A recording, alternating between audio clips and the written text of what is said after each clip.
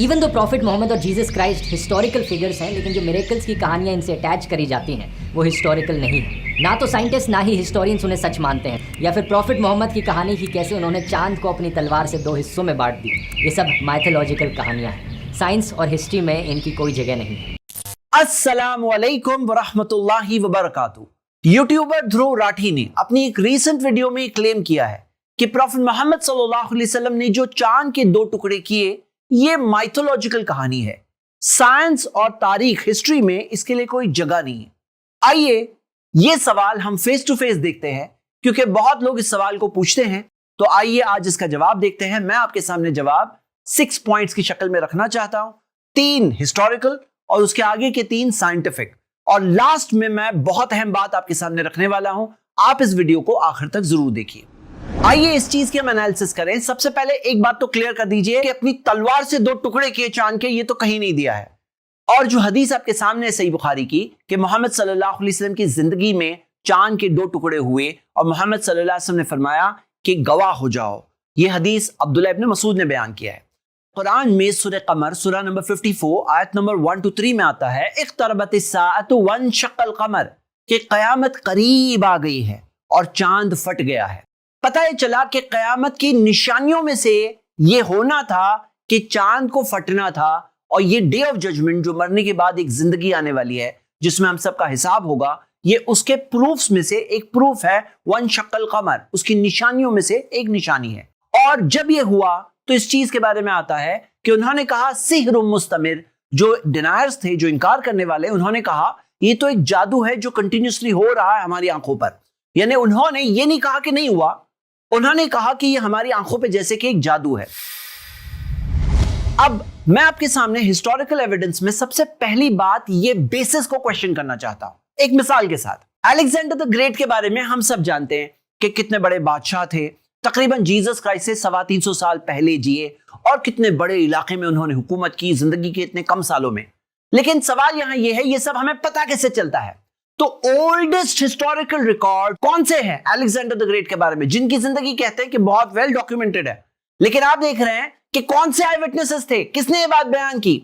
तो आपके पास जो ओल्डेस्ट रिकॉर्ड्स है वो अलेक्जेंडर के मौत के 275 साल बाद, 375 साल बाद, 425 साल बाद, 525 साल बाद, ये ओल्डेस्ट रिकॉर्ड्स है।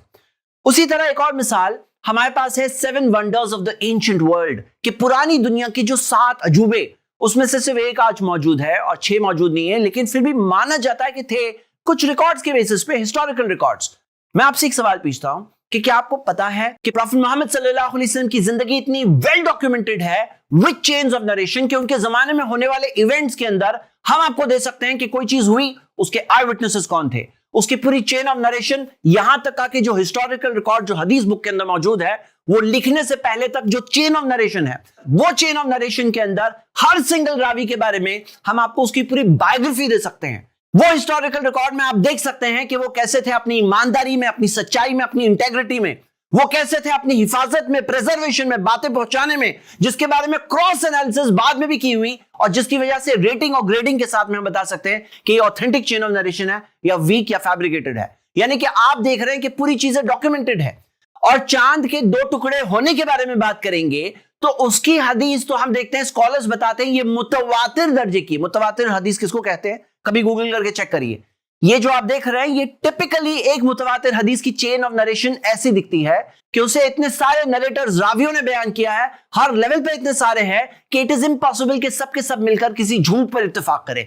अब चांद के 2 टुकड़े होने वाली हदीस के ताल्लुक से अगर आप देखो तो अब्दुल्लाह इब्न मसूद रदियल्लाहु अन्हु, जिनकी हदीस बुखारी में है, जो वहां आई विटनेस थे, उनके अलावा अगर आप देखोगे तो जुबैर बिन मुतिम रदियल्लाहु अन्हु, जो जमाने के अंदर नॉन मुस्लिम थे, उन्होंने बाद में जाके इस्लाम कबूल किया, वो बता रहे हैं कि ऐसा हुआ था। उनके अलावा आप देखोगे हुदैफा बिन यमान की हदीस मौजूद है, अनस बिन मालिक की हदीस मौजूद है, अब्दुल्लाह इब्न अब्बास रदियल्लाहु अन्हुमा से सेकेंडरी हदीस मौजूद है, अब्दुल्लाह इब्न उमर के ताल्लुक से मौजूद है। और सबसे बड़े ताज्जुब की बात यह है कि बहुत सारे ऐसे नॉन मुस्लिम्स उस जमाने के जो कुफ्फार थे, मुशरिक थे, जो उनके बल्कि सरदार थे, उनके बारे में हमें मिलता है कि उन्होंने भी इंक्वायरी किया था दूसरों से कि हमने ऐसा ऐसा होते देखा, कि तुम लोगों ने भी देखा? उसके बारे में नरेशन इमाम इब्न कसीर मा करते हैं और उनके ताल्लुक से काजी इयाज भी जिक्र करते हैं।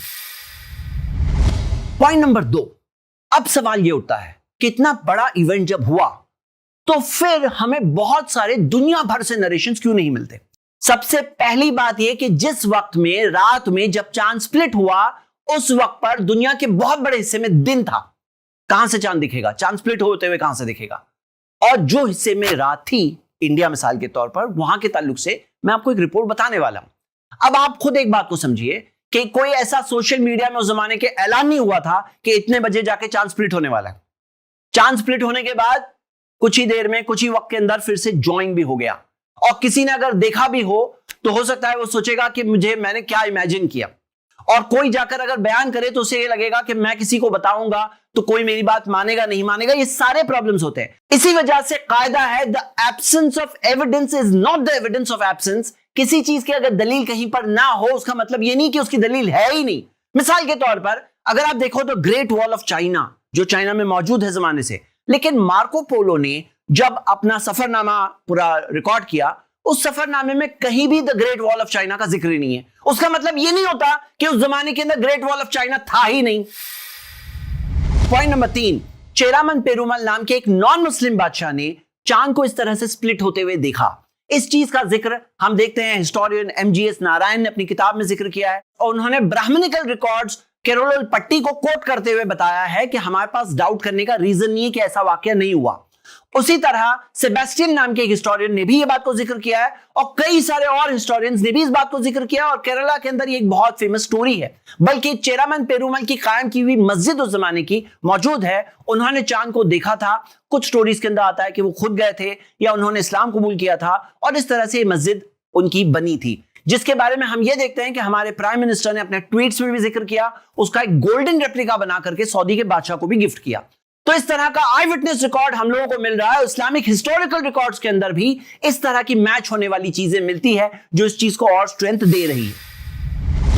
आइए अब हम साइंटिफिक प्रूफ्स की तरफ आते हैं। पॉइंट नंबर 4 कि चांद के ऊपर जो रिलेज मिले हैं, ऐसी दरारें जो मिली है, जैसे मिसाल के तौर पर आप ये देख सकते हैं, ये नासा की वेबसाइट से रीमा एरिडियस, जो 300 किलोमीटर लंबी दरार है इस तरह की, ये दरार क्या चीज इंडिकेट कर रही है? ये दरार और वैलिस एल्पिस जो तकरीबन 166 किलोमीटर बड़ी है, ये दरार भी एक हो सकती है निशानी जो उस चीज की तरफ इशारा कर रही है। जैसे मिसाल के तौर पे हवाई के अंदर जो लावा चैनल्स है जो एक चीज की तरफ इशारा कर रहे हैं, ये इस तरह की दरारें जो एक तरह से फॉर्म हो रही है, क्या ये चांद के 2 टुकड़े होने के बाद मिलने की वजह से बनी थी? हो सकता है ये उसके प्रूफ्स में से प्रूफ हो। लेकिन मैं इस बात से एक बात वाजे कर देता हूं कि कुछ लोग जो सोशल मीडिया में क्लेम करते हैं कि नासा ने साबित कर दिया है कि चांद के 2 टुकड़े हुए थे, तो नासा ने ऐसा कुछ साबित नहीं किया है। जो नासा ने खुद भी डिनाई किया कि उसने ऐसा कुछ साबित नहीं किया है। नासा ने सिर्फ इतना रिपोर्ट किया है कि चांद पर इस तरह की रिलेज दरारें मिली है। वो क्या साबित कर रही है वो आगे जाकर हम देखेंगे। अभी तो वो अननोन है कि इसकी वजह क्या थी।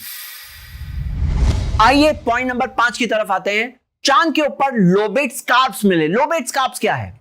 मीलों के मील इस तरह से जमीन उठी हुई पूरी लाइन से, स्पेस में से देखा जाए तो इस तरह से दिखाई देता है। और इस चीज के बारे में साइंटिस्ट डिस्कस कर रहे हैं कि आखिर में इसकी वजह क्या है।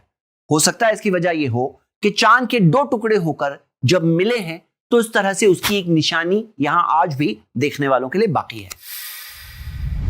पॉइंट नंबर 6, चांद के 2 साइड्स है और 2 साइड्स दोनों के दोनों बिल्कुल अलग है।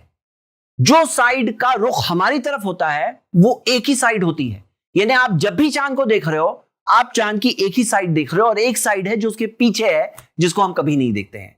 जब देखा गया, उसे ऑब्जर्व किया गया, तो पाया गया कि चांद की वो साइड इस साइड से बिल्कुल अलग है।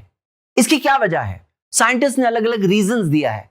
एक रीजन में यह दिया है कि हो सकता है एक दूसरा चांद आकर के मिला है और इस तरह से 2 चांद मिल करके ये हमारा चांद बना है। तो क्या ऐसा पॉसिबल है कि 2 चांद मिलकर के एक चांद बने? क्या ऐसा पॉसिबल है 2 मिलकर बने हो? तो ये चीज के अंदर हम एक मिसाल देखते हैं सैटर्न का, जो 3rd बिगेस्ट चांद है।